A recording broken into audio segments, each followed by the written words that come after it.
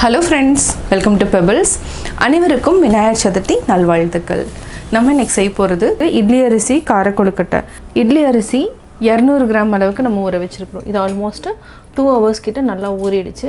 இதை மிக்ஸியில் தண்ணி மாதிரி அரைச்சு எடுத்துக்கலாம்.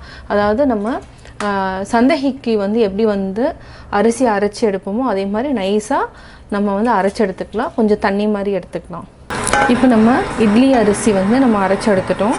அடுத்தது என்ன பண்ண போகிறோம்னா நம்ம தாளிச்சுக்க போகிறோம். இதுக்கு என்னென்னா 2 பெரிய வெங்காயம் எடுத்துக்கலாம், 1 பச்சை மிளகாய், இது பொடியாக நறுக்கி வச்சுருக்கிறேன், கொஞ்சமாக கருவேப்பிலை. நம்ம அடுத்தது என்னென்னா இப்போது கேஸ் ஆன் பண்ணிக்கலாம்.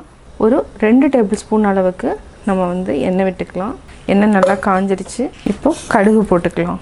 கடுகு 1/4 டீஸ்பூன், கடலைப்பருப்பு உளுத்தம்பருப்பு 1/2 டீஸ்பூன், இது கூட கொஞ்சமாக சீரகம் வாசனைக்கு, வெங்காயம் பச்சை மிளகாய் கருவேப்பிலை. இதை அப்படியே நல்லா வதக்கிக்கலாம். இது கூட நம்ம ஒரு 3 டேபிள் ஸ்பூன் அளவுக்கு தேங்காய் ஆட் பண்ணிக்கலாம். தேங்காய் ஆட் பண்ணுறதுனால என்னென்னா டேஸ்ட் கொஞ்சம் நல்லாயிருக்கும். தேவையான அளவு உப்பு ஆட் பண்ணிக்கலாம். நம்ம இன்னும் இட்லி அரிசியில் உப்பு ஆட் பண்ணல, அதனால் தண்ணி விட்டுட்டு நம்ம அதுக்கப்புறம் ஆட் பண்ணிக்கலாம். வெங்காயம் ரொம்ப வதங்கணும்னு இல்லை, இந்த அளவுக்கு வதங்கினாலே போதும். இதுக்கு 3 டேபிள் ஸ்பூன் அளவுக்கு தேங்காய். இது சீவியும் நம்ம அதாவது என்ன கட் பண்ணியும் போடலாம், குட்டி குட்டியாக நறுக்கியும் போடலாம், துருவியும் போடலாம். இப்போ நம்ம ஃபஸ்ட்டு தண்ணி விட்டுக்கலாம். இது கொஞ்சம் டிஃப்ரெண்ட்டான மெத்தட், ஆனால் ரொம்ப ஈஸியாக இருக்கும். நியூ லேர்னர்ஸ்க்கு ரொம்ப ஈஸியாக இருக்கும். இப்போ நம்ம உப்பு கொஞ்சம் ஆட் பண்ணிக்கலாம்.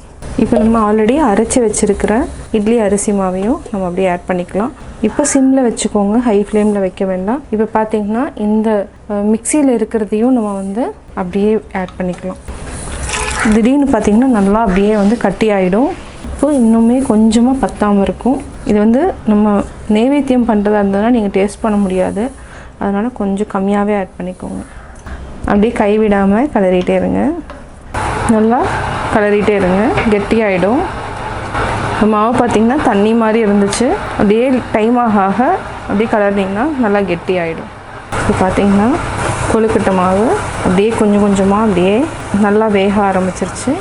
இது இன்னுமே லைட்டாக சிம்மில் வச்சுட்டு அப்படியே கிளறி விட்டுட்டே இருங்க, ரெடி ஆகிடும். இப்போ பார்த்திங்கன்னா ரெடி ஆகிடுச்சு. இது ஒரு 3/4 வாசி வெந்தாலே போதும். இப்போ நல்லா கெட்டியும் ஆகிடுச்சு. இதை நம்ம அப்படியே கொஞ்சம் ஆற வச்சுட்டு கையில் அப்படியே பிடிச்சி ஸ்டீம் பண்ணிக்கலாம். இப்போது கார கொழுக்கட்டைக்கு நம்ம ரெடி பண்ணிட்டோம். இது அப்படியே ஒரு ஓரமாக ஆற வச்சுக்கலாம். நம்ம கார கொழுக்கட்டைக்கு கொஞ்சம் ஆறிடுச்சு. கொஞ்சமாக தண்ணி தொட்டுட்டு மேலே பார்த்திங்கன்னா அப்படியே லைட்டாக வறண்டு இருக்கும்.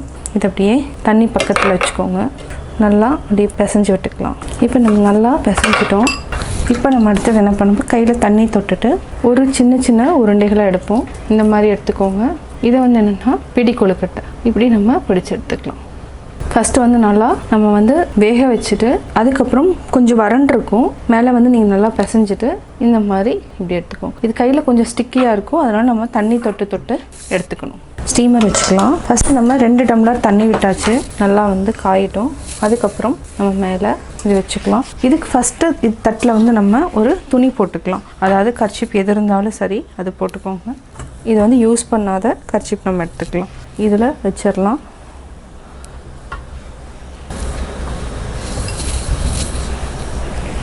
இப்போ நம்ம ஸ்டீமரில் வச்சுட்டோம். இது மினிமம் ஒரு 10 மினிட்ஸ் இருந்தால் போதும், ஆனால் நான் 15 மினிட்ஸ் வைக்க போகிறேன். ஸ்டீமரில் நம்ம 15 மினிட்ஸ்க்கு அப்புறம் எடுத்துக்கலாம்.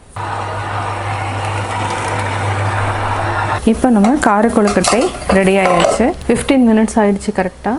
இது செக் பண்ணுறதுனா என்ன பண்ணணும்னா நீங்கள் ஜஸ்ட்டு குத்தி பாருங்கள், ஒட்டாமல் வந்துச்சுன்னா அது வெந்துருச்சுன்னு அர்த்தம். இப்போ நம்ம எடுத்துக்கலாம்.